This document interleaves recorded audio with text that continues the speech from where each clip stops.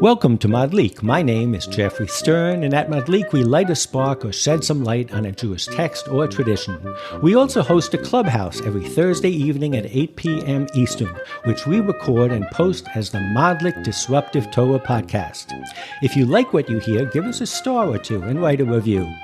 Today, along with Rabbi Adam Mintz, we explore the Bible's euphemism for death, and he was gathered unto his people. We use it as an opportunity to question our assumptions regarding the biblical view of the afterlife. So gather together and join us, for life is with people, and so is death. Well, welcome everybody. I am broadcasting live from Israel. It's 3 a.m, and I'm glad that you joined us at 8 p.m. on a Thursday night, Eastern Time, or a new time. So we have a wonderful Parsha. It's called Chayei Sarah, and it's probably the only portion that has that famous Chayim in it, life. But the truth is, like many good titles, it actually is about the opposite of life. It's about the death of Sarah, and maybe we can somehow work into the discussion how the Rabbi's perspective on life and death would lead them to name a portion that is so much about losing our matriarchs and patriarchs and call it life. But in any case, we are going to explore two parts of the portion. The first is it begins with her dying, Sarah dying, and Abraham purchasing a cave, Kever HaMachpelat, to bury his wife and for his future himself and for his family. And the other part is, for the first time, the Bible uses a distinct, or at least distinctive to us, euphemism for death. Up until now, when Adam dies, you can see it in Genesis 5:5. It says, all the days that Adam lived came to 930 years, then he died. And it goes on and on. Noah, Genesis 9. All the days Noah came to 950, and then he died. So up until this point, when somebody dies, literally all it says is, and he died. And we shall see that in this week's Parsha, it uses a euphemism that maybe is introducing us for the first time, at least gives us an excuse to discuss the ancient Israelite conception of death. But let's begin from the beginning of the Parsha, and it says as follows in Genesis 23. So Sarah died in Kiryat Arba, which is now Hebron, the Bible tells us, in the land of Canaan, and Abraham proceeded to mourn for Sarah and to bewail her. Then Abraham rose from beside his dead and spoke to the Hittites, saying, I am a resident alien amongst you. Sell me a burial site among you, that I may remove my dead for burial. And the Hittites respond, bury your dead in the choicest of our burial places. None of us will withhold his burial place from you for burying your dead. So the first thing that I'd like to say is it seems that, number one, there was nothing distinct. There was nothing extraordinary about what Abraham was doing. If anything, you get this sense of, help me out here so I can remove the dead for burial. Almost as though the Hittites or the Canaanites that he was talking to understood maybe this Torah concept of having to bury one's dead quickly, having to remove it from the earth, maybe tumah, whatever. But it seems to me that there is nothing up until this moment that is distinctive either about the burial rites that we Jews have or in how we deal with them. What's your perception, Rabbi? I think that's right. I mean, the idea here in this story is not so much about the burial rites. It's the fact that Abraham wants to purchase this burial plot. He doesn't want to get it as a gift. He wants to purchase it. And I think that's really where the kind of where the crux to the whole story kind of turns around. Why does he need to purchase it? Why isn't he satisfied just getting it as a gift? So, I mean, I can speak from personal experience. It meant a lot to my dad to have a family plot. And the main reason he wanted it is so that he could keep the family together, so that he would be assured that there were spaces for the future generations. I mean, as I read this, my first inclination is to say that there is nothing novel here, except the fact that Abraham is a foreigner and doesn't have a tract of land already. Do you think that's possible? I mean, I think that seems to be not only possible, but probable. That, where did he have a tract of land from? He came, he was a foreigner, he traveled from place to place to place. He was not only a foreigner, but he was a wanderer. And I think a lot of the commentators make that point. He wanders, he's always in a different place. There's a famine, he goes one place. There's another famine, he goes another place. He's always traveling. So he never actually settled down. It's kind of ironic that the first time he needs to settle down is to buy a cemetery plot. That, to me, is ironic. But again, it doesn't seem strange or that his burial practices or anything about what he's doing is differentiating or unique. So before we go any further, I'd like to share with you as a young man, when I was exploring for the first time my Judaism as a young adult, one of the things that struck me when I read books like Basic Judaism by Milton Steinberg and just looked around was this kind of preconception that there isn't much talk about the afterlife in Judaism and in the Bible, or I should say in the Bible. There was a theologian named Johannes Pedersen back in the 1800s. And he was in the field of biblical studies, he was renowned. And they asked him, there's not much that biblical scholars agree upon.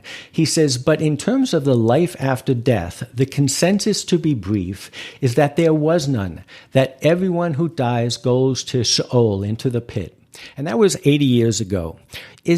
When you grew up, or even as you stand here today, Rabbi, and you read the Old Testament, and you kind of just read it the way it is, are you struck by how little talk there is, that we have to almost squeeze a word and manipulate a context to get any sort of rendering of what an Abraham believed about the world to come, about what he was involved with here? Tremendously problematic. Tremendously. Now, there's a whole history here, because Maimonides, the Rambam, was criticized as someone who rejected the idea of Tchiyat HaMetim, of life after death. And he actually wrote an entire book called The Statement on Tchiyat HaMetim to prove that he believed in life after death. But you wonder about it. And you wonder, he wrote the book, but did he really believe it, or did he just write the book? Absolutely. I think if you go back to the text, for instance, Noah, I mentioned before the anticlimactic way that his death is described. He lived 950 years, then he died. If you compare that to the story of Gilgamesh, at the end of his heroic journey, he's promised immortality. The only thing that Noah is promised is that God will never destroy the world again, and the first covenant is made with a rainbow. It does seem that this isn't only maybe a question that a modern could come up with. It would seem that anyone who read these texts at the time that they were written, published, and disseminated would notice that Ha'ikar chasar min hasefer, the main thing is missing from the book. So much of religion is based on the promise of an afterlife. So much of religion as we know it is to answer the questions that we all question about our mortality. And what struck me as a youth, but even till today, and almost I'm proud of it, is that somehow my reading of the Old Testament showed me how this worldly we were, and that we did things to live a good life and not for some future reward. Again, does that resonate with you at all, as in your journey with the Torah and Judaism? I mean, we that's the only way you can really look at the world, is to say that we live a good life so that we can have a good life. The idea that there's, that reward is going to be given in the world to come, that's actually just introduced as an answer to the oldest question that we have, and that is, why do bad things happen to good people? If bad things happen to good people, then you have to ask the question of, that's not fair. And one of the rabbis say to that, the reward is in the world to come. Now, that's a kind of cheap answer, because no one's ever been to the world to come and come back again to report. So in our Parsha, somehow there's a little bit of a crack in the wall, meaning to say that, as I said before, not only do we have for the first time the beginning of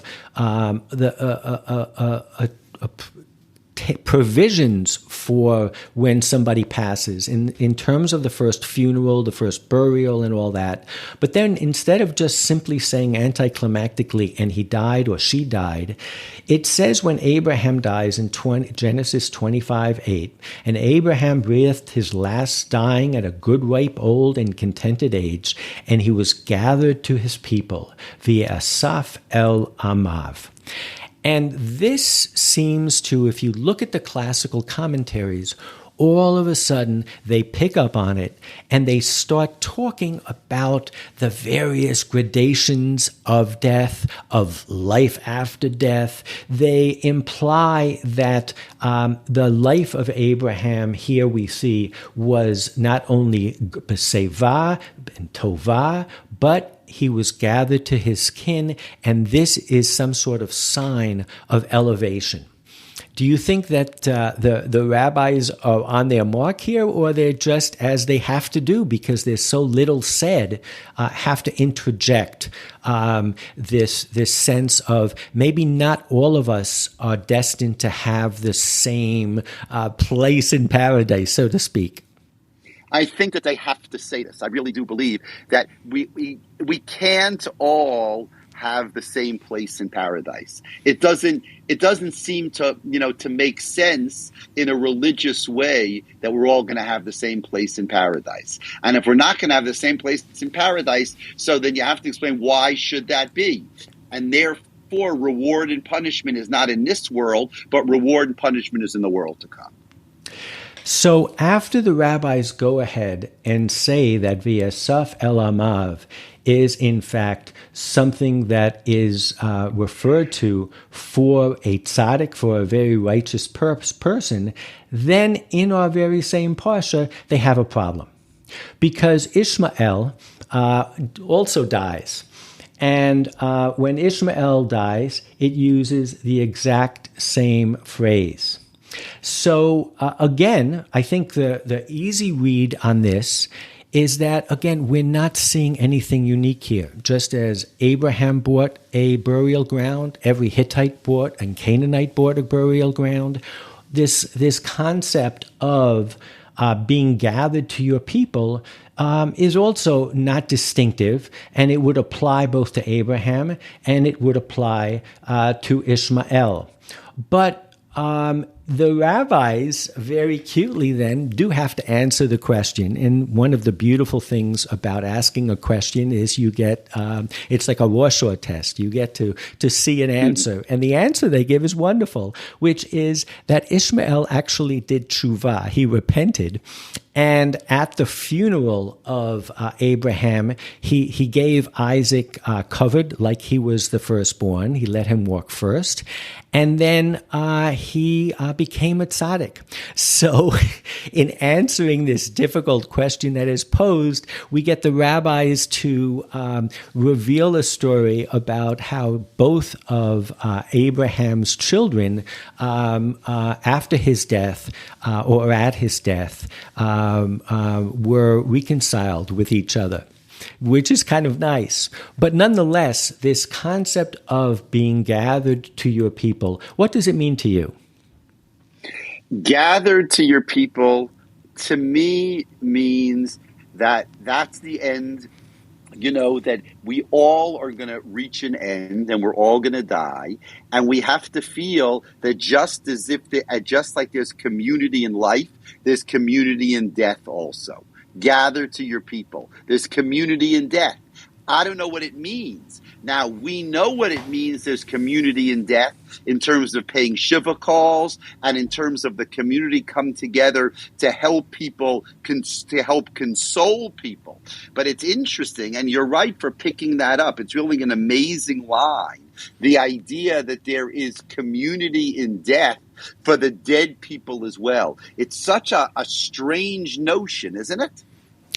It is. It is. And, the title for this podcast is Life is with People, and so is death. And of course, the book, Life is with People, sheds light upon the Jewish life in the shtetl, how truly it was with people. The Jewish community, all of the Shabbat rules and all that brought people together. It was a thickly knit community with many social institutions that bring us together. And it seems to me one of the explanations, and I've been reading this book by Jon Levenson. Last week he wrote a book about the loss of the beloved son, which obviously impacted on the Akedah, the binding of Isaac. But this week he talks about the Jewish concept of the afterlife. And he starts on the premise that most biblical scholars, but most of us really believe that in the Old Testament, there is no true concept of an afterlife, that death has a finality to it. When Jacob believes that Joseph was killed, he says, "I'm going into the pit of Sheol." It wasn't an afterlife. He was literally going into the pit. There was nothing that was ever said about death that made it some gateway to anything else. But he says that might be mistaken. And what he touches upon as the mistake that we are making is that we in the West are so individual-oriented and not community-oriented. And his argument is, and it is born as much as anything else from this concept of gathered unto your people, is that the Jewish concept, and we can say the ancient Israelite concept was, that more than anything else, you live through your progeny. And so, if you want immortality, you have children, and you have a clan, and you have a community. And if you are scared of not having immortality, as Abraham was when he was promised so much but didn't have a child, or Job has when he loses his 7 sons and 3 daughters, that was the fact that you had no future. And that the truth is that if you look at these stories from that context, he believes, it really fits into so many of the themes that we've come to recognize, whether it's returning to a homeland, whether it's reestablishing oneself, whether it's becoming free. All of these reflect on the community. The first example that he gives is the example of Noah. Noah, right before he dies, God says, unlike Gilgamesh, I'm not going to make you eternal. What I promise to do is to never destroy your seed, never to destroy the future. And that to him was very real. And he argues it's hard for us to understand how real that is because we're so individually wired and oriented. Yeah, I mean, that's a very strong point. I mean, the idea is that we're individually wired. It's very hard for us to think about how things affect other people, especially when it comes to death. I think in life, sometimes our interaction with other people is important because it relates to us. But in death, that's so much harder, isn't it? Well, absolutely. And what he does is he pushes back against, oh, I get what you're saying. You're kind of saying that, yeah, you die and it's your end, but your kids live on, and somehow or other they'll remember you, or something according to that kind of idea. And he says, no. It was much more material, physical, visceral. And he really says that you have to go back then and read these texts, and you will start to see these very, very strong patterns that, in fact, there's this corporate consensus of what the people of Israel are. And that through your people, I mean, I think you have to think of Shlomo Carlebach's great song.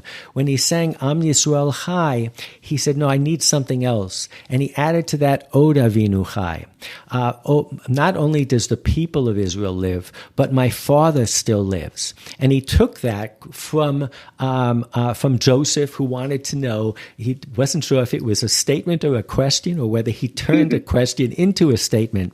But the link is there, that in truth, the perspective that you're getting here is a perspective on the eternity and immortality, but it is part of a corporal life that was very real to the figures in the Old Testament.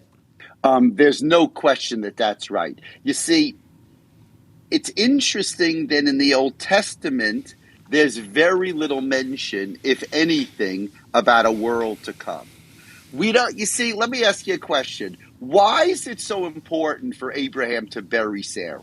If they didn't know about life after death, why is that so important? Is it important for the living? Did Abraham want to know where she was buried? Well, I think if the first thing that you can say, if you just look at our Parsha by itself, here's the way the Parsha reads. Sarah dies, Abraham's wife dies. He needs to buy a burial plot not just for her, but for him and future generations. And that is manifested by the fact that he has to buy it. He has to have a deed to it. He has to be able to own it going into the future. It's not simply, as the Hittites are saying to him, hey, no problem, you can bury your wife, like Rachel on the side of the road, if you will. No, he wants, and then what happens is, in between the story of him buying this burial ground is the story that you're going to speak about this Sabbath of finding a wife for his child. And again, here it flows right into that narrative that he could not die until he was assured that his son would have a wife, and by having a wife would be able to have children and his seed would live. So it's not as though the Bible goes off into a tangent, or some editor had to stick in the story somewhere and decided to stick it in where he did. It's actually part of the narrative of buying the burial ground for his wife that ultimately would be for him and for his next generations, then finding a wife for his son. He's almost checking the boxes. And then it says, and he was gathered into his people and buried in that cave there. So I think that the story really holds up to answer your question of what what did he think? It seems as though it's one narrative, one organic concept of his perception of how he would ensure the future. And you can call it immortality. You can call it a life after he's buried. But that, I think, is the kind of the honest read of the story. And it becomes fascinating from that perspective if you also notice before everyone dies, and this includes Ishmael, we get one of these genealogies where they talk about their children and who begot who and who begot who. And so again, it's all part of this uninterrupted narrative about how the Bible's view. It wasn't that it wasn't addressing the issue of death and in the future. I think it was addressing it in a fascinating way. Now, do you think that it made it better that people lived so long? You think the fact that people lived to be 127 years old, and in Noah's time they lived to be 900 years old, you think that changes the perspective on death, or death is always death? I think death is always death, and of course we all take with a little bit of salt the question of did they really live that long? Right. Right. You have to wonder whether that's the truth. But okay, given the fact that that those numbers are real, you think that makes a difference? Abraham lives to be 175. Yeah. Yeah, I think one of the fascinating things that Levenson brings up is that if you look at Psalms and later writings, many times when it talks about God's powers to revive the dead, in parallel verses, it will say how he heals the sick. And, we have to remember in those days, many times if you got sick, that was the end of things, so to speak. There was this concept of sleep. We know that when Eve was created, she was taken from the flesh and the bones of Adam in the sleep type of thing. So I think that these length of years and also the ability of these people to live and to persist, it's part of it. But to me, the biggest kind of takeaway from all of this goes back to my original perception when I was young. And that is there's no question that the biblical text loves life as we know it. It's very hard case to make. You can make a case for immortality of some way, but it's very hard to make a case of an unembodied soul. Whenever there is any mention of the miracle of life or what could possibly happen, whether it ultimately ends up in the idea of the resurrection of the dead, that would be a natural direction for Judaism to take, because life was so important, because the physical life that we know is so important. I was always struck, for instance, by these laws that you can't wear your ritual fringes, your tzitziot, out at a graveyard. And the reason is because you'll make the people that are dead jealous, because you can only do mitzvot, good deeds, when you're alive. There is no question that whether there is a sense of an afterlife or not, whatever sense there is in the physicality of living. And that's maybe why their days are so long, because the emphasis is definitely on this world. And if you were great, it would be easy to say, well, they lived 60 years and they went up to the pearly gates. But no, it's much more impressive if you live 950 years, I think.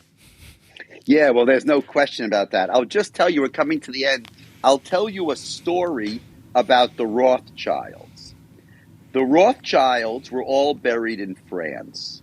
But after the establishment of the State of Israel in 1948, there was a couple of members of the Rothschild family who thought that their immediate relatives should be interred and taken and buried in Israel. They had been so committed and given so much money to create a Jewish community in Israel.